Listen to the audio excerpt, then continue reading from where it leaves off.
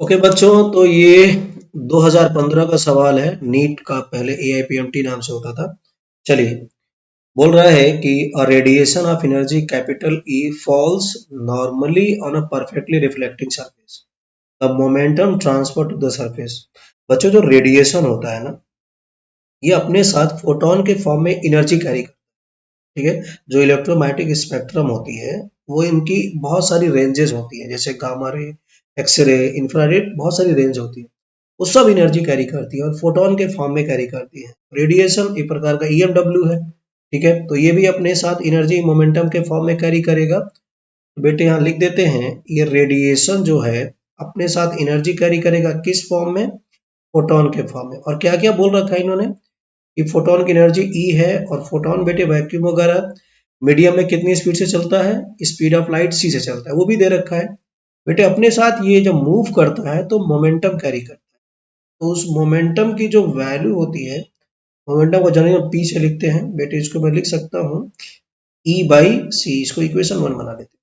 अब देखिए आगे का क्या कहानी बना रहा है कि ये जो मोमेंटम है किसी एक रिफ्लेक्टिंग सरफेस पे जाके परपेंडिकुलरली फॉल हुआ। बेटे कैसा सरफेस है? Perfectly reflecting. परफेक्टली कैसा है? Reflecting surface. परफेक्टली रिफ्लेक्टिंग से क्या मतलब है कि मान लीजिए कोई मोमेंटम इधर आया, कोई फोटोन इधर आया, कितना मोमेंटम लेके पी। तो रिफ्लेक्टिंग का मतलब बेटे ये है परफेक्टली कि ये उसी मैग्नीट्यूड से वापस रिफ्लेक्ट हो जाएगा। अगर इसको मैं इनिशियल बोलूं, बेटे ये अपना फाइनल मोमेंटम है। क्या दोनों में समानता है?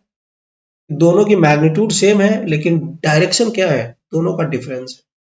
अब यहाँ हमसे पूछ रहा है कि मोमेंटम ट्रांसफर्ड बताइए। बेटे जो मोमेंटम ट्रांसफर्ड होगा, इसका मतलब होता है चेंज इन मोमेंटम बताना है।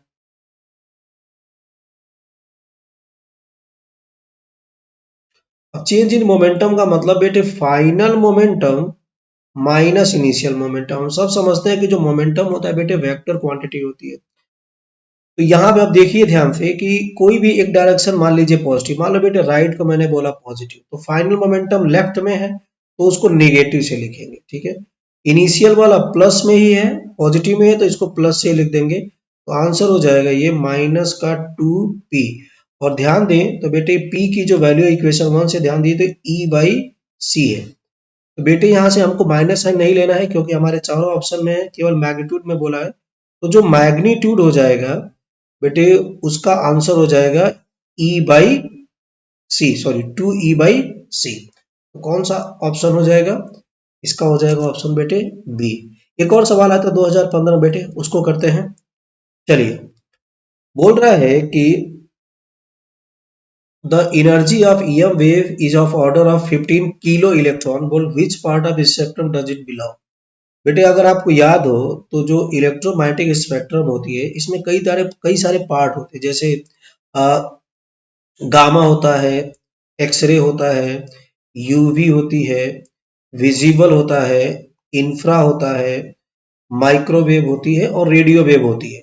इस तरह के कई सारे पार्ट होते हैं, इनकी रेंजेस होती है। बेटे ये जो होता है एक्सरे ना, ये 0.1 एंगस्ट्रॉम से लेके 100 एंगस्ट्रॉम, और ये कितना हो जाता है, ये यूवी जो होता है 100 से लेके 3800 एंगस्ट्रॉम के आसपास होती है। विजिबल 3800 एंगस्ट्रॉम से लेके 7800 एंगस्ट्रॉम तक होती है। इस तरह की अपनी अपनी इनका एक रेंज होता है। तो बेटे हमको बोल रहा है कि ये जो एनर्जी का है ये किस रेंज में लाई करता है। ठीक है, हम ये तो एनर्जी दिया है, और सारे के सारे, चाहे वो एक्सरे हो, चाहे गामा हो, चाहे यूवी हो, सब के सब जो एनर्जी कैरी करते हैं फोटोन के फॉर्म में कैरी करते हैं।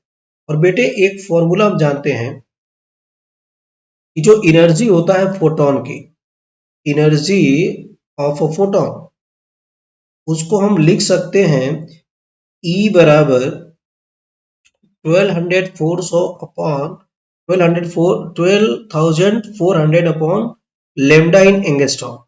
बेटे ध्यान रखना, जो एनर्जी होती है ना ये इलेक्ट्रॉन वोल्ट में, लेकिन हमें तो लेमडा चाहिए। तो बेटे हम लेमडा को अगर निकालें तो 12,400 upon energy in electron volt में होगा। ठीक है, तो बेटे ये 12,400 है, और आपका एनर्जी इलेक्ट्रॉन वोल्ट में कितना है? 50 किलो दिया है, तो इसको चेंज कर लीजिए।